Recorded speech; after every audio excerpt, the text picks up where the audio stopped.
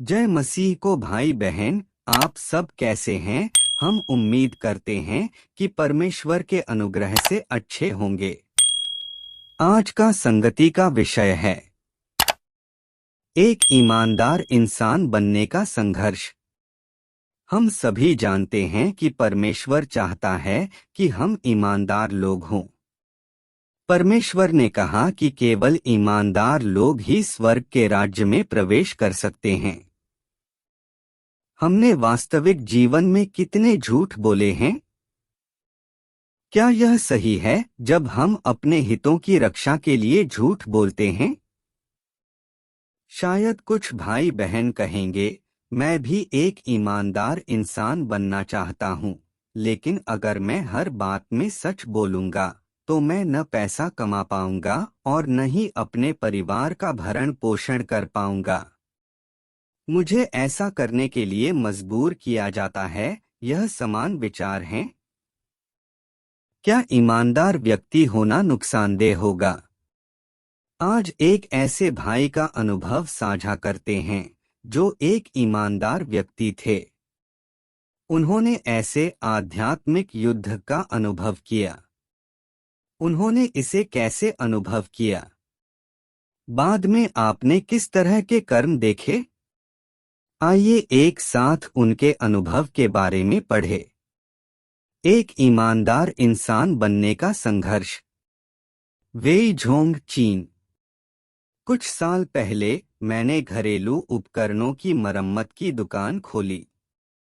मैं एक ईमानदार व्यापारी बनकर बस थोड़ा बहुत कमाना चाहता था ताकि मेरे परिवार के लिए काफी हो। लेकिन थोड़े वक्त के बाद लगातार व्यस्त रहकर भी मैं बस परिवार के गुजारे जितना ही कमा पा रहा था और बचत करने का कोई तरीका नहीं था। कभी कभी तो मेरी महीने भर की आमदनी बिल्कुल नए कामगार से भी कम होती थी। मेरी पत्नी इस बारे में हमेशा मुझसे शिकायत करती रहती। कहती कि मैं कुछ ज्यादा ही ईमानदार हूँ और मुझे व्यापार करना नहीं आता। मेरे बहनोई को भी यही लगता था। वो कहता, हम पैसों के जमाने में जी रहे हैं, आप चाहे जो करें, काबिल दिखने के लिए आपको लोगों से पैसे वसूलने ही होंगे। उसने मुझे जगाने और रुझान का अनुसरण करने तथा जिद्दी न बनकर दूसरों की तरह कारोबार करने के लिए ऐसी बातें भी कहीं। धूर्तता के बिना धन नहीं आता और दुनिया पैसों के इशारों पर नाचती है। मुझे लगा उन दोनों की बात कुछ हद तक सही है, लेकिन मैं अपने खरीदारों को ठग नहीं सकता था। मुझे लगा मेरी अंतरात्मा कभी नहीं मानेगी। फिर मैंने देखा कि मेरी दुकान के पास वाली घरेलू उपकरणों की मरम्मत की एक दुकान के मालिक कियान के पास कोई तकनीकी हुनर नहीं है। वो बस छोटी मोटी खराबियां दुरुस्त कर सकता था। लेकिन उसकी दुकान के बाहर एक बड़ा सा बोर्ड टंगा हुआ था जिस पर लिखा था, तमाम उपकरणों की बढ़िया मरम्मत। इस तरीके से उसके पास बहुत काम आने लगा। खराबी मामूली होती तो काम हाथ में लेकर खुद ही ठीक कर देता, वरना वह उस उपकरण को किसी दूसरी मरम्मत की दुकान में भेजकर उससे अपना फायदा वसूल लेता। इस तरह से उसने बहुत पैसा कमाया। एक बार हमारी गपशप के दौरान उसने मुझे बताया कि वह पैसे कैसे कमाता है। उसने कहा कि जब किसी उपकरण का एक छोटा सा हिस्सा टूट जाता है तो तुम उसके सारे पुर्जे बदल सकते हो ताकि ज्यादा पैसा वसूल कर सको। ग्राहकों को ज्यादा कुछ पता नहीं होता। उसने कहा कि हम जिस समाज में जी रहे हैं वहाँ पैसा ही सब कुछ है। और बिल्ली काली हो या सफेद, अगर वो चूहे पकड़ सकती है तो क्या फर्क पड़ता है। उसने यह भी कहा कि अगर तुम पैसा कमा सकते हो तो तुम काबिल हो, वरना तुम चाहे जितने भी अच्छे इंसान क्यों न हो, लोग तुम्हें नीची नजर से ही देखेंगे। इस आदमी की मेधावी समझ को देखकर मैंने सोचा, हम ऐसे जमाने में जी रहे हैं। लोग पैसे के लिए कुछ भी करेंगे, शराफत जैसी कोई चीज है ही नहीं। तो मेरे अकेले के ईमानदार रहने का क्या फायदा? इसके अलावा ईमानदारी से व्यापार करने से मुझे कुछ भी नहीं मिला। यह आदमी मेरी ही तरह चीजें ठीक करता है और बढ़िया जिंदगी बसर करता है। उसका पूरा परिवार खुशहाल है, लेकिन मेरी कमाई सिर्फ गुजारे के लिए काफी है। लगता है मैं बहुत अड़ियल हूँ। मुझे ज्यादा पैसा कमाने के तरीके ढूंढने होंगे ताकि मेरा परिवार बेहतर जिंदगी जी सके। उसके बाद मैं अपने साथियों की कामयाबियों से सीखकर छलपूर्ण तरीके इस्तेमाल करके अपने ग्राहकों को ठगने लगा। मुझे बेचैनी होने लगी, लेकिन मैंने उस पर ज्यादा ध्यान नहीं दिया ताकि मैं ज्यादा पैसे कमा सकूं। एक दिन एक ग्राहक मरम्मत के लिए आई। उस समय खराब पुर्जे को निकालते वक्त मैंने कुछ अच्छे पुर्जों को भी बाहर निकाल दिया ताकि वह समझे कि ज्यादा पुर्जे टूट गए हैं। और ज्यादा पैसे वसूल करने पर भी वह न जान न पाए। पुरानी कहावत चोर की दाढ़ी में तिनका बहुत सही है। पहले तो मैं सचमुच घबराया हुआ था। मेरा दिल तेजी से धड़क रहा था, इस डर से कि वो समझ जाएगी और मुझे रंगे हाथों पकड़ लेगी। यह बड़ा अपमानजनक होगा। लेकिन मैंने शांत होने का दिखावा करके उन सभी पुर्जों को बदल दिया। जब पैसे लेने की घड़ी आई तो बेफिक्र होकर पहले बताए दाम से 50% ज्यादा देने को कहा। उस दौरान मैं सिर झुकाए हुए था, उसकी आंखों में देखने की हिम्मत नहीं थी। लेकिन मुझे यह देखकर हैरत हुई कि उसने एक भी शब्द बोले बिना पैसे चुका दिए। उसके जाने के बाद आखिरकार मैंने राहत की सांस ली। मेरा चेहरा और पीठ पसीने से तर हो गए और मुझे एक अजीब सी बेचैनी का एहसास हुआ। लेकिन जब मैंने ज्यादा पैसे देखे तो बेचैनी झट से हवा हो गई। उसके बाद से मैंने ग्राहकों से ज्यादा पैसे वसूलने की तमाम तिकड़मों के बारे में सोचना शुरू कर दिया। शुरू शुरू में मुझे दोषी होने का एहसास हुआ, लेकिन मैंने चुपचाप अपना हौसला बढ़ाया ताकि मैं ज्यादा कमाता रहूं। मैं ज्यादा नरमदिल नहीं हो सकता। जैसे एक छोटे मन से कोई सज्जन व्यक्ति नहीं बनता है, वैसे ही वास्तविक मनुष्य विष के बिना नहीं होता है। अगर मुझे पैसा कमाना है तो चतुर बनना होगा। इसके अलावा अकेला मैं नहीं, सब यही करते हैं। कुछ वक्त बाद दोषी होने का एहसास धूमिल हो गया और मैं पैसे कमाने के अपने हुनर में ज्यादा माहिर और व्यवहार कुशल हो गया। मैंने लोगों के चेहरे पढ़कर अंदाजा लगाना सीख लिया, अलग अलग लोगों से अलग अलग तरीकों से पेश आने लगा। मैंने और भी तरकीबें सीख लीं। जब कोई दौलतमंद ग्राहक आता तो मैं उसके मन की बात कहकर उसे खुश करता और उसकी झूठी तारीफ करता ताकि उससे ज्यादा पैसे वसूलने में मुझे सहूलियत हो। जब सच में कोई परेशान ग्राहक आता तो मैं ढोंग करता कि ये मरम्मत तो बड़ा सिरदर्द है, और फिर जानबूझकर उसमें लिप्त होने का दिखावा कर ज्यादा वक्त लगाता। यह देखकर वे मुझे ज्यादा पैसे देते। कुछ ग्राहक थोड़े ज्यादा चालाक होते तो मैं कोई वजह बताकर उनसे उपकरण मेरे पास छोड़कर किसी और दिन लेने को कहता। जब वे वापस आते तो कहता कि मुझे इसमें और भी खराबियां दिखाई पड़ी। ज्यादा मेहनत किए बगैर मैं काफी पैसे कमा रहा था, इसलिए मैं ग्राहकों से ज्यादा पैसे वसूलने के लिए निरंतर अपना दिमाग कुरेदता रहता। मैं अब बहुत ज्यादा पैसे कमा रहा था और ज्यादा आरामदेह जिंदगी बसर कर रहा था।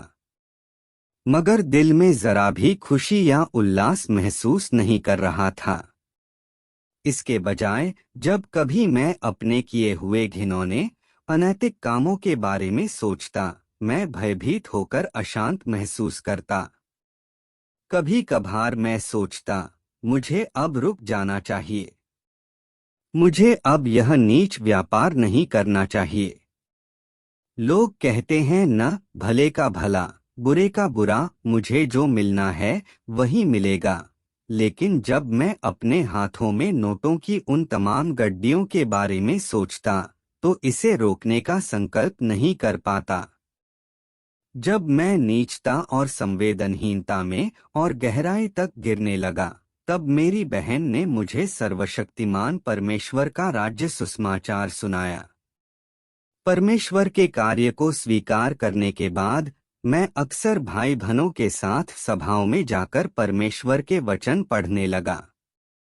एक बार एक सभा में मैंने सर्वशक्तिमान परमेश्वर के ये वचन पढ़े, मनुष्य इन विभिन्न अवधियों में परमेश्वर के साथ चला है, फिर भी वह नहीं जानता कि परमेश्वर सभी चीजों और जीवित प्राणियों की नियति पर शासन करता है, नहीं यह जानता है कि कैसे परमेश्वर सभी चीजों को आयोजित और निर्देशित करता है।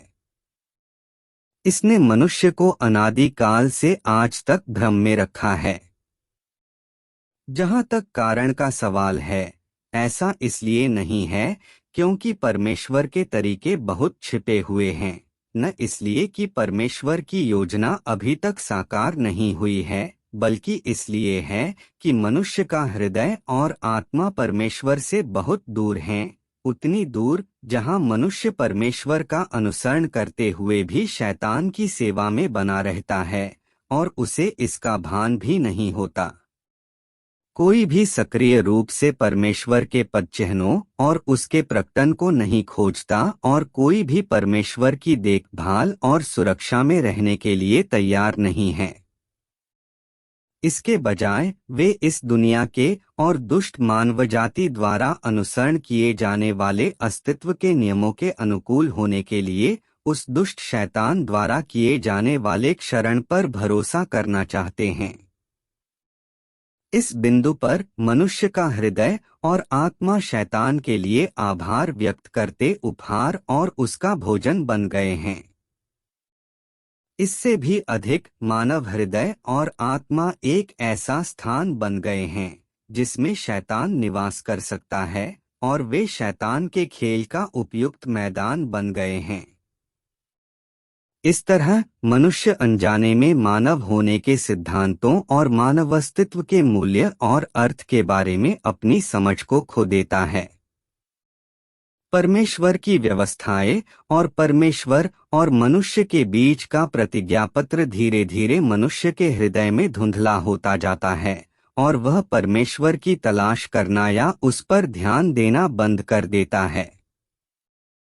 समय बीतने के साथ मनुष्य अब यह नहीं समझता कि परमेश्वर ने उसे क्यों बनाया है, न ही वह उन वचनों को जो परमेश्वर के मुख से आते हैं और न उस सब को समझता है जो परमेश्वर से आता है। मनुष्य फिर परमेश्वर की व्यवस्थाओं और आदेशों का विरोध करने लगता है और उसका हृदय और आत्मा शिथिल हो जाते हैं।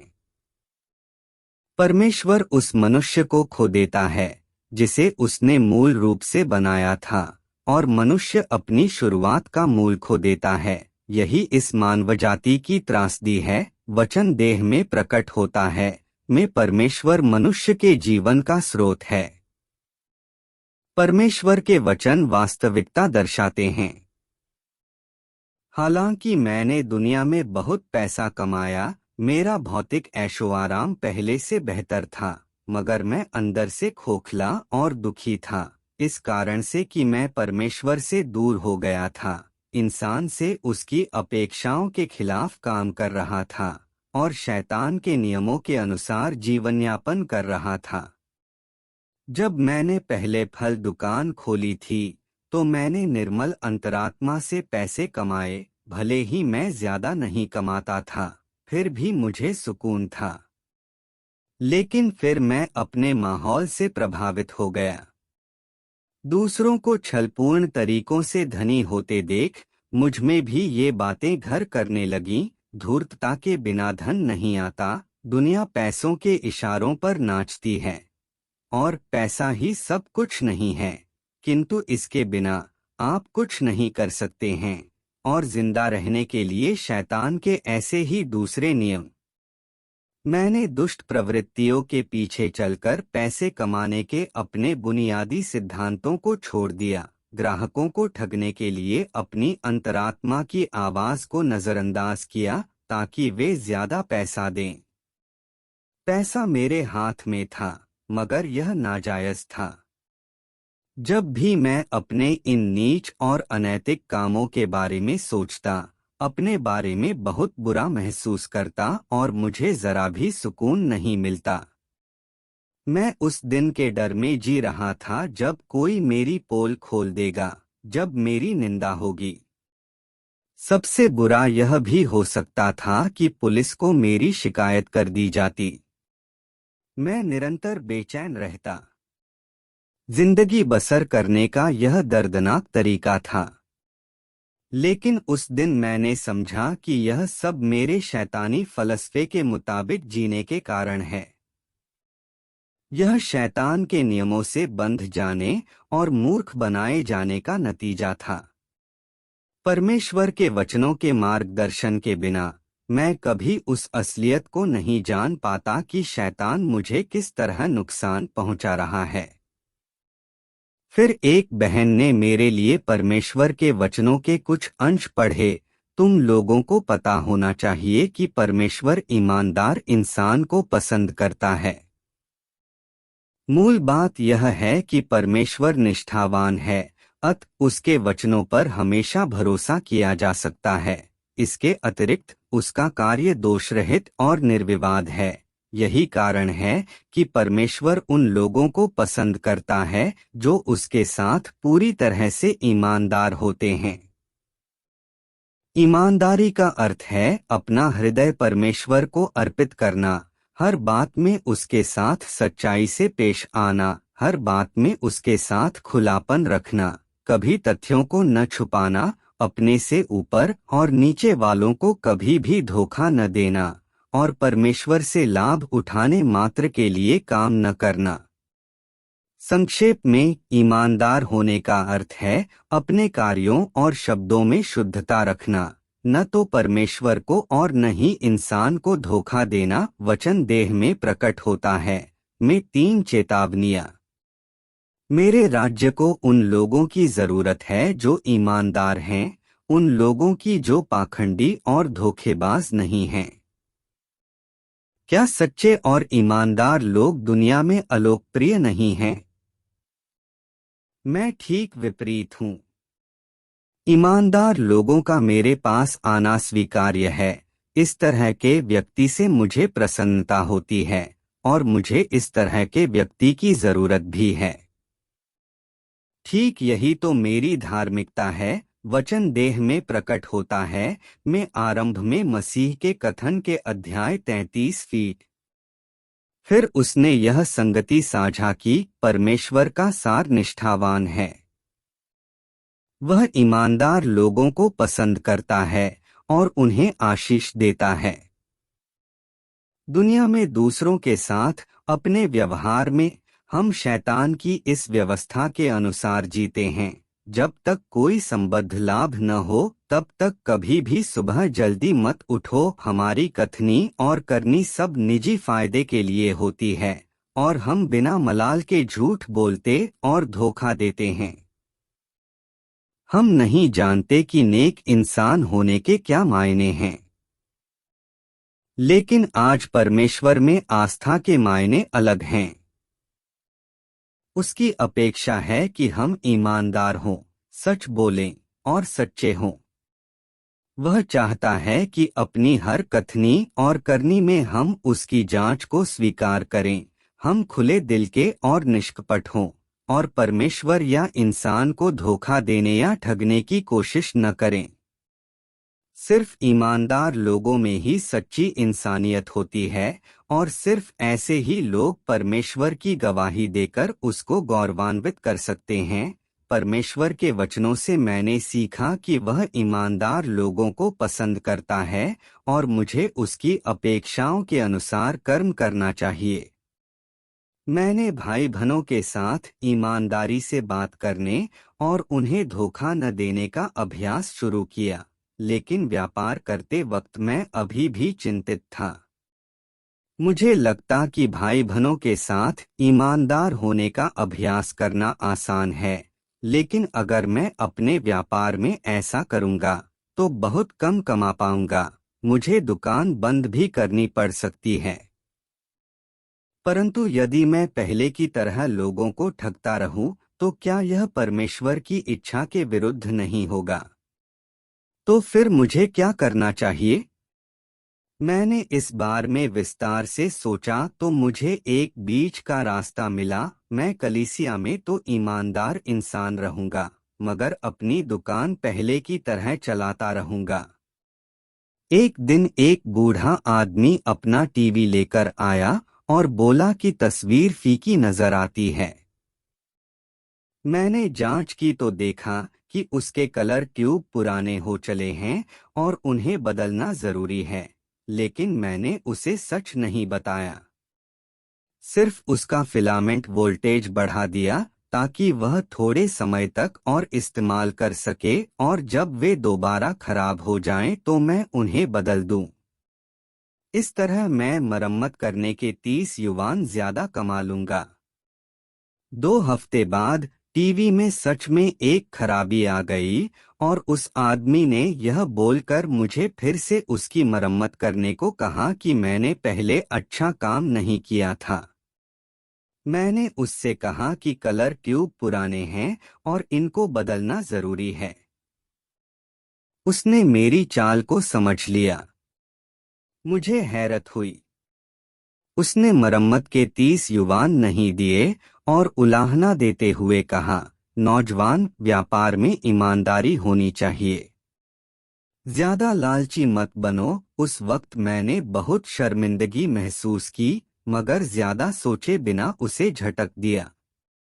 बाद में एक बूढ़ी औरत एक खराब माइक्रोवेव लेकर आई। उसमें मुझे एक छोटा सा टूटा हुआ पुर्जा मिला। मुझे लगा कि इसे ठीक करके इसके वाजिब पैसे ले लूंगा, लेकिन फिर मैंने सोचा कि वह खासी दौलतमंद है, उससे थोड़ा ज्यादा वसूल कर लेना कोई बड़ी बात नहीं होगी। जितना मिल सके ले लेना चाहिए। लेकिन कुछ दिन बाद वह दुकान में दोबारा आई और बोली, आपने उस माइक्रोवेव के लिए मुझसे अच्छा खासा पैसा लिया है। कहाँ है आपका ज़मीर? ऊपर वाला देखता है कि हम क्या करतूतें कर रहे हैं। उसकी लताड़ से मैंने बहुत बुरा महसूस किया। तब मैंने उस आदमी की बातों को याद किया। मुझे बहुत बेचैनी महसूस हुई। मैंने यह भी समझ लिया कि परमेश्वर मुझे चेतावनी देने के लिए मेरे इर्द गिर्द की चीजों का इस्तेमाल कर रहा है, ताकि मैं आत्मचिंतन करके खुद को जान सकूं। इसके बाद मैंने परमेश्वर के वचनों का यह अंश पढ़ा, चाहे तुम कुछ भी कर रहे हो, चाहे मामला कितना भी बड़ा या छोटा हो, और चाहे तुम इसे परमेश्वर के परिवार में अपना कर्तव्य पूरा करने के लिए या अपने निजी कारणों के लिए यह कर रहे हो, तुम्हें इस बात पर विचार करना ही चाहिए कि जो तुम कर रहे हो वह परमेश्वर की इच्छा के अनुरूप है या नहीं। साथ ही क्या यह ऐसा कुछ है जो किसी मानवता युक्त व्यक्ति को करना चाहिए। अगर तुम जो भी करते हो उसमें उस तरह सत्य की तलाश करते हो, तो तुम ऐसे इंसान हो जो वास्तव में परमेश्वर पर विश्वास करता है। यदि तुम हर बात और हर सत्य को इस ढंग से लेते हो, तो तुम अपने स्वभाव में बदलाव हासिल करने में सक्षम होगे। कुछ लोगों को लगता है कि जब वे कुछ निजी कार्य कर रहे होते हैं, तो वे सत्य की उपेक्षा कर सकते हैं, इच्छानुसार काम कर सकते हैं और वैसे कर सकते हैं जैसे उन्हें खुशी मिले, और उस ढंग से जो उनके लिए फायदेमंद हो। वे इस तरफ जरा सा भी ध्यान नहीं देते कि यह परमेश्वर के परिवार को कैसे प्रभावित करेगा, और न ही वे यह सोचते हैं कि यह संतों के आचरण को शोभा देता है या नहीं। अंत में जब मामला समाप्त हो जाता है तो वे भीतर अंधकारमय और असहज हो जाते हैं, लेकिन उन्हें नहीं पता होता कि यह सब क्यों हो रहा है। क्या यह प्रतिशोध उचित नहीं है? यदि तुम ऐसी चीजें करते हो जो परमेश्वर द्वारा अनुमोदित नहीं हैं, तो तुमने परमेश्वर को नाराज किया है। यदि लोग सत्य से प्रेम नहीं करते और अक्सर अपनी इच्छा के आधार पर काम करते हैं, तो वे अक्सर परमेश्वर को रुष्ट या अपमानित करेंगे। ऐसे लोग आम तौर पर अपने कर्मों में परमेश्वर द्वारा अनुमोदित नहीं होते, और अगर वे पश्चाताप नहीं करते हैं तो वे सजा से ज्यादा दूर नहीं होंगे। अंत के दिनों के मसीह की बातचीत के अभिलेख में परमेश्वर की इच्छा को खोजना सत्य के अभ्यास के लिए है। जब तक लोग परमेश्वर के कार्य का अनुभव नहीं कर लेते हैं और सत्य को प्राप्त नहीं कर लेते हैं, तब तक यह शैतान की प्रकृति है जो भीतर से इन पर नियंत्रण कर लेती है और उन पर हावी हो जाती है।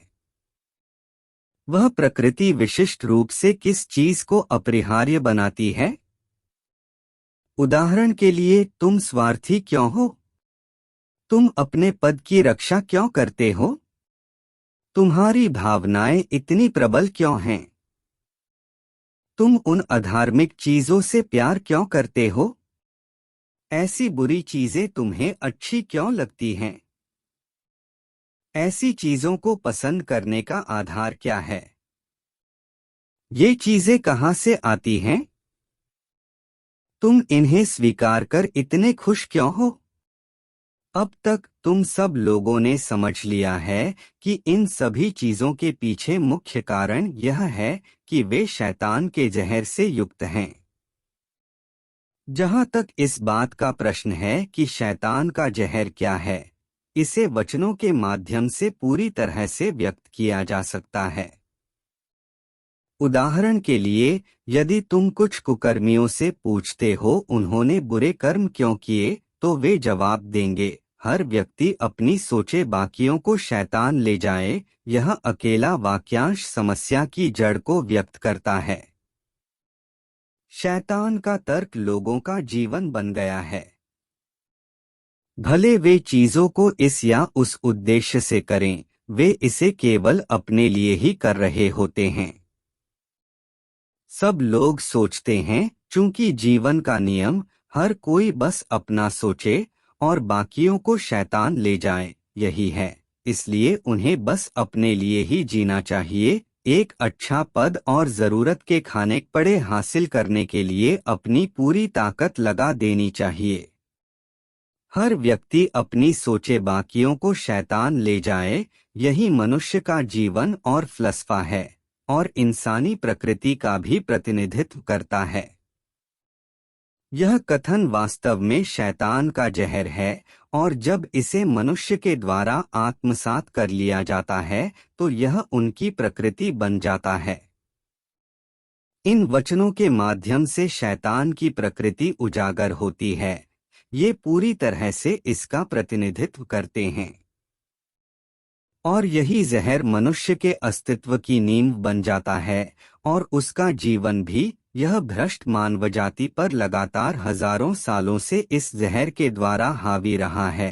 अंत के दिनों के मसीह की बातचीत के अभिलेख में पतरस के मार्ग पर कैसे चलें, इसे पढ़कर मैं सच में जान सका कि परमेश्वर का आत्मा सब कुछ देखता है। मैंने किसी भी व्यक्ति को अपने अंदरूनी जज्बात नहीं बताए थे, लेकिन परमेश्वर के वचनों में वे पूरी तरह से प्रकाशित थे। मैंने परमेश्वर के वचनों से यह समझ लिया कि हम अपना दिल उसे समर्पित करें, यही उसकी अपेक्षा है। हम परमेश्वर के घर में अपना कर्तव्य निभा रहे हों या खुद का काम कर रहे हों, हमें उसके वचनों का अभ्यास करना होगा। लेकिन मैं अपनी पसंद के मुताबिक अपनी जिंदगी में सत्य का अभ्यास कर रहा था। मैंने देखा कि कलीसिया में मेरा ईमानदारी से पेश आने का अभ्यास करना परमेश्वर और भाई बहनों को पसंद था, तो मैं ऐसा करने को तैयार था। लेकिन अपने व्यापार में मुझे नुकसान होने का अंदेशा था और यह मेरे हितों के लिए ठीक नहीं होगा, तो मैंने ऐसा नहीं किया। मैंने देखा कि मैं सिर्फ अपने निजी हितों का ख्याल कर रहा हूँ। मुझे पता था कि कपटी होना परमेश्वर की इच्छा के अनुरूप नहीं है, लेकिन मैंने फिर भी वही किया जो मैं चाहता था, बस अपना फायदा देखता रहा। क्या एक आस्थावान व्यक्ति ऐसा होता है? तब मेरे मन में वाकई यह विचार कौन था? हर व्यक्ति अपनी सोचे बाकियों को शैतान ले जाए, और अमीर बनने के लिए इंसान कुछ भी कर सकता है, जैसे जिंदा रहने के शैतानी नियमों ने मुझे जकड़ लिया था और ये मेरी प्रकृति बन चुके थे। मुझे लगा कि अगर मैं इन पर न चला तो शायद आगे नहीं बढ़ सकूंगा। लेकिन असलियत में उस तरह जीकर मुझे बस थोड़ा निजी फायदा और भौतिक आनंद मिला। लेकिन यह बिना किसी प्रतिष्ठा के जीने का एक घिनौना तरीका था। लोग मुझसे नाराज होकर मुझे ठुकराने लगे, परमेश्वर मुझसे और भी ज्यादा घृणा और नफरत करने लगा। फिर मैंने प्रभु यीशु के इस वचन को याद किया, मैं तुमसे सच कहता हूँ कि जब तक तुम न फिरो और बालकों के समान न बनो, तुम स्वर्ग के राज्य में प्रवेश करने नहीं पाओगे। मत्ती 18:03।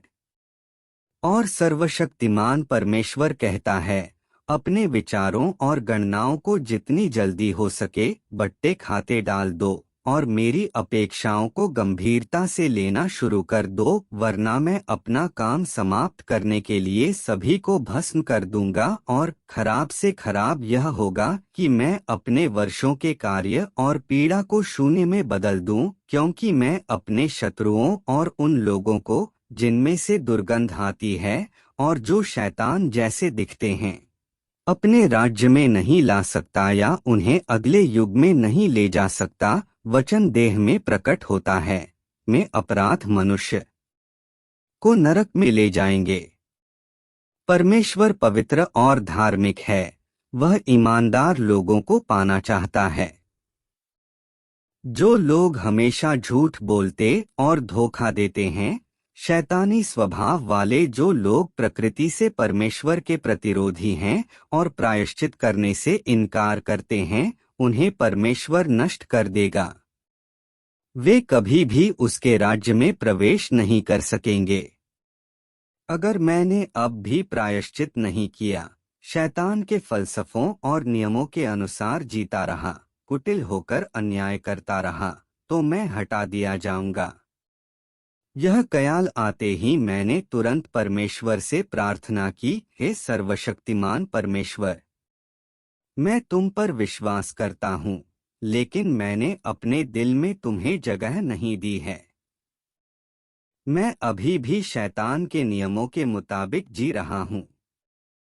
मैं अब कपटी नहीं होना चाहता। मैं प्रायश्चित करके एक ईमानदार इंसान बनना चाहता हूँ। इसके बाद एक बार 2-4 नौजवान एक टीवी की मरम्मत कराने के लिए मेरी दुकान में आए। मैं उसे ठीक कर रहा था, तभी मैंने उन्हें बाहर दबी हुई आवाज में बातें करते सुन लिया। अगर हमें मालूम होता कि वह जगह बेकार है तो हम 2 दिन नहीं गवाते। चलो देखते हैं, शायद ये बंदा इसे ठीक कर दे। यह सुनकर मैंने सोचा, अगर दूसरे दुकानदार इन लोगों की बातें सुन लें तो मरम्मत करने के खूब पैसे वसूल कर लेंगे। फिर तो मैं इनसे आसानी से 20 से 30 युवान ज्यादा मांग सकता हूँ। हाथों में आया पैसा न लेना बेवकूफी होगी। मैं अगली बार ईमानदार इंसान बन जाऊंगा।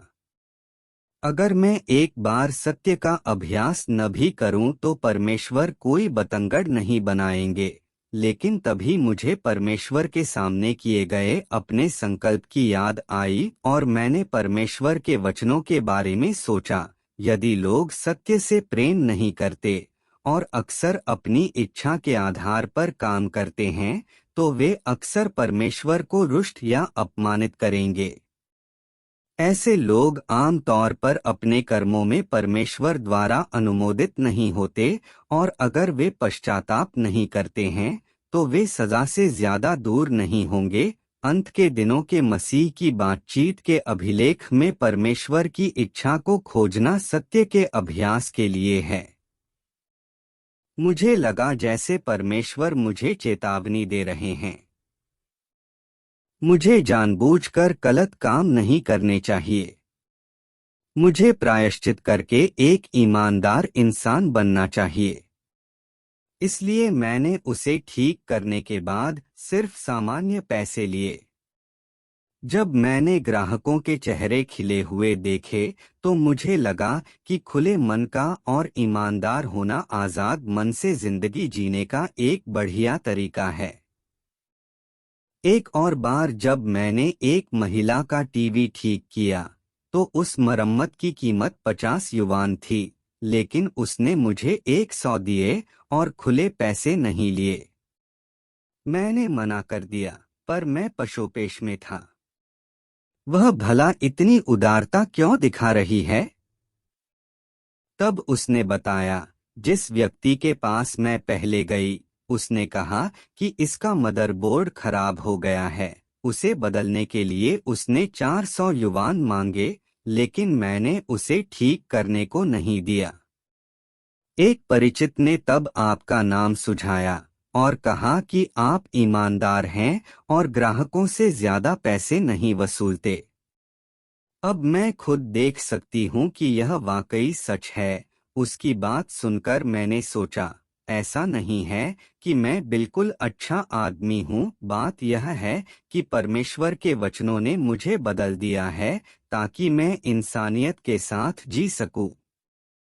परमेश्वर के वचन पढ़कर और ईमानदारी का अभ्यास करके चीजों के बारे में मेरा नजरिया भी बदल गया है। पहले मैं सोचा करता था कि एक ईमानदार व्यापारी होना मुमकिन ही नहीं है। इससे आप पैसे नहीं कमा सकते, कामकाज में नुकसान उठाते हैं और फिर व्यापार बंद करना पड़ता है। लेकिन परमेश्वर के वचनों के मुताबिक ईमानदार बनने के बाद मुझे कामकाज में नुकसान भी नहीं हो रहा था और हर दिन ज्यादा ग्राहक भी मिल रहे थे। कुछ लोग तो बड़ी दूर से भी आते थे और बोलते कि किसी ने उन्हें यहाँ आने की सिफारिश की थी। मैंने न कभी किसी तरह का विज्ञापन दिया, न ही किसी से अपना व्यापार बढ़ाने को कहा। सब कुछ परमेश्वर के वचनों का अभ्यास करने के कारण हुआ था, क्योंकि मैं परमेश्वर की अपेक्षा के अनुरूप ईमानदार और सच्चा था। सिर्फ ईमानदारी के पैसे कमाता था, इसलिए मैंने ग्राहकों का भरोसा कमाया। यह वाकई परमेश्वर का आशीष था जो सत्य का अभ्यास करने से मिला। इससे मुझे परमेश्वर के वचनों का एक और अंश याद आता है। सर्वशक्तिमान परमेश्वर कहते हैं, जब लोग इस दुनिया में शैतान के भ्रष्टाचार के प्रभाव में रहते हैं तो उनका ईमानदार होना असंभव है। वे केवल और अधिक कपटी बन सकते हैं। लेकिन अगर हम ईमानदार हो जाएं, तो क्या हम इस दुनिया में रह सकते हैं या नहीं? क्या हम दूसरों के द्वारा किनारे कर दिए जाएंगे? नहीं, हम पहले की भांति ही जीवित रहेंगे। ऐसा इसलिए क्योंकि हम भोजन करने या श्वास लेने के लिए धोखेबाजी के भरोसे नहीं हैं। इसके बजाय हम लोग परमेश्वर द्वारा प्रदान की गई श्वास और जीवन द्वारा जीते हैं।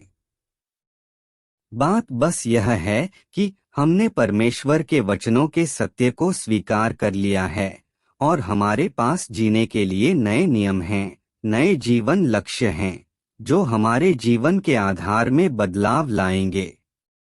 बात बस ऐसी है कि हम परमेश्वर को संतुष्ट करने और उद्धार पाने के उद्देश्य से जीने के साधनों और तरीकों को बदल रहे हैं, और इसका इससे बिल्कुल भी लेना देना नहीं है कि हम शारीरिक रूप से क्या खाते हैं, पहनते हैं और कहाँ रहते हैं। यह हमारी आध्यात्मिक जरूरत है। अंत के दिनों के मसीह की बातचीत के अभिलेख में एक ईमानदार व्यक्ति होने का सबसे बुनियादी अभ्यास। परमेश्वर का धन्यवाद। आमीन। अगर आप हमारे चैनल पर नए हैं तो चैनल को सब्सक्राइब करके घंटी को दबा दें ताकि जो भी वचन आए सबसे पहले आप तक पहुंच सके। आमीन।